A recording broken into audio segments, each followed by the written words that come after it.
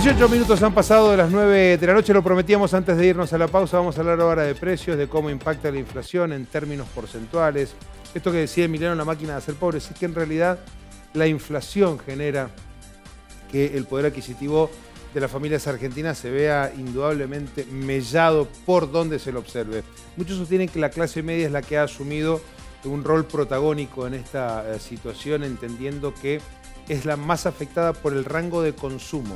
La clase media consume mucho, no es la clase alta y estos incrementos indudablemente le pegan en la línea de flotación. Invitamos a Emiliano Serrano.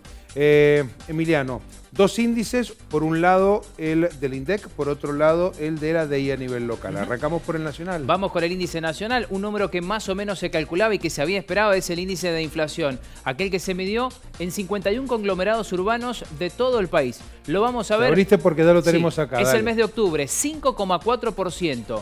El acumulado en lo que va de este 2018, sí, en apenas 10 meses, casi 40 puntos, 39,5%, y en el comparativo interanual 45,9%. ¿Qué pasó durante el mes de octubre? Por ejemplo, Fernando, con el dólar bajó 5 pesos, un 12%. Sin embargo, son los coletazos del mes de septiembre, que había marcado una inflación récord de más de 6 puntos, los que arrastraron este 5,4%. Eso sumado a otros valores importantes por capítulos, lo vemos en la siguiente placa, Dale, si te parece. Vamos tirando la placa y te voy haciendo algunas preguntas. Porque justamente... o infiero. Infiero lo siguiente, que el dólar no era la única base de sustentación para que los precios se le volaran a la gente. Porque no estamos hablando solamente de precio de la carne, la leche, el queso y el pan, sino de vivienda, transporte y los alimentos, claro está. ¿Qué quiere decir vivienda? 8,8%, aumentó la luz y el gas.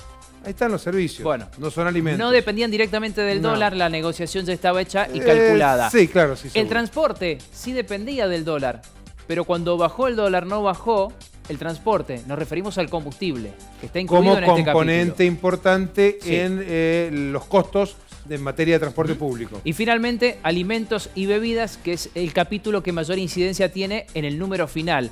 5,9%, explicado por aquella inflación del mes de septiembre que estuvo por encima de los 6 puntos y que nosotros advertimos en el supermercado el mismo mes de septiembre y también durante octubre. Y también hay que advertir aquí otra situación, Emiliano, si me permitís.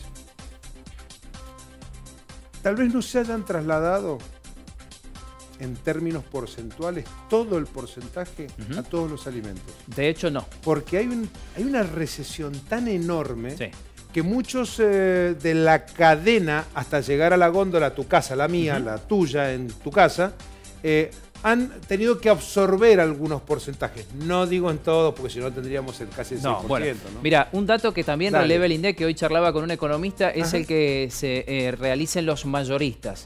En los mayoristas, en sus compras, los precios se han aumentado cerca de un 10% y se trasladaron a este 5,%, casi 6% para el precio al consumidor. Ahí te está dando la pauta de que aumentaron más de lo que terminamos pagando algunos productos.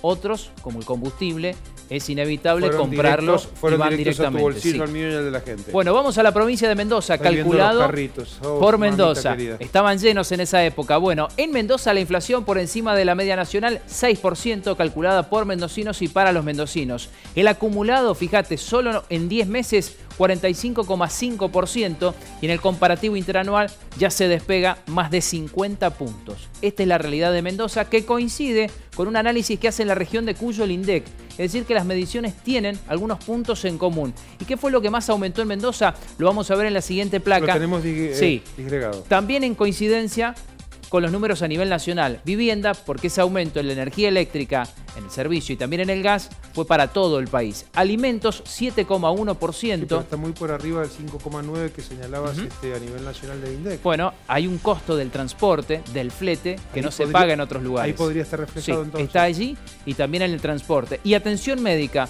que todos los meses se va incrementando y que en algunos conglomerados del interior del país tiene un mayor impacto que en la ciudad de Buenos Aires, por ejemplo. ¿Qué significa todo esto? Que los productos aumentaron en octubre, hay que ver qué pasa en noviembre y que los trabajadores estatales van a recibir un incremento distinto del que se había acordado allá a principios de año. Ponemos un stop. Dale. Nosotros advertíamos el mes pasado, cuando vos dabas a conocer los números del mes pasado, que que todavía quedaba un coletazo importante, más allá que el dólar había impactado en la medición anterior, en términos de bienes y servicios, y fundamentalmente de servicios públicos, cómo iba a terminar golpeando el número de octubre. Y aquí está, a las claras, está de manifiesto. El dólar golpeó, pero también hay otras decisiones y que tienen que ver con esto de los servicios, el retoque de tarifas, la quita de subsidio del transporte, cómo se fue tocando el transporte en diferentes partes de la Argentina, en el núcleo nacional, que han hecho que estos índices siguieran apuntando hacia una dirección demasiado alta. Hay quienes sostienen que durante el mes de noviembre la cosa cambiará notablemente, pero bueno, llevamos 14 días recién, esperaremos un mes más por lo menos. Puede haber una marcada desaceleración respecto de estos números por encima de los 5 puntos, porque no solo en noviembre. Porque no hay tarifas, porque no hay retoque en el tema de transportes. El combustible está planchado. Porque el combustible está planchado, es más, algunas han disminuido pequeñísimos algunos centavos. Algunos centavos, porque el efecto dólar no se verá.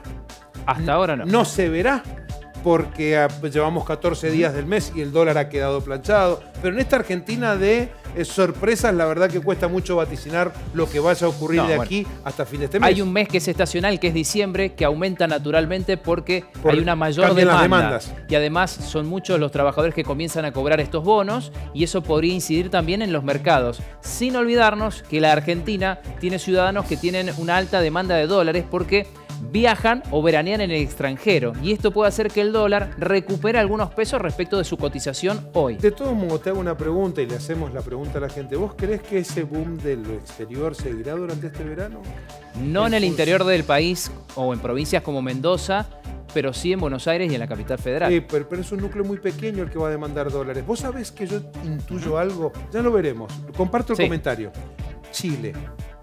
En función de los precios de la costa atlántica y en función de los precios del combustible, esta materia es de charla cotidiana en los domingos. Es el cálculo número 1 el combustible hoy para vacacionar. Es el cálculo importante cuando tenés que trasladarte 1.400 kilómetros a la costa argentina versus los 350 kilómetros hacia las costas del Pacífico. Más allá que en términos de dólares Chile se ha quedado quieto y lo que antes te costaba 100 dólares ahora cuesta 100 dólares, lo que antes pagabas 17 pesos por dólar ahora cuesta 35, 36 pesos, ¿no?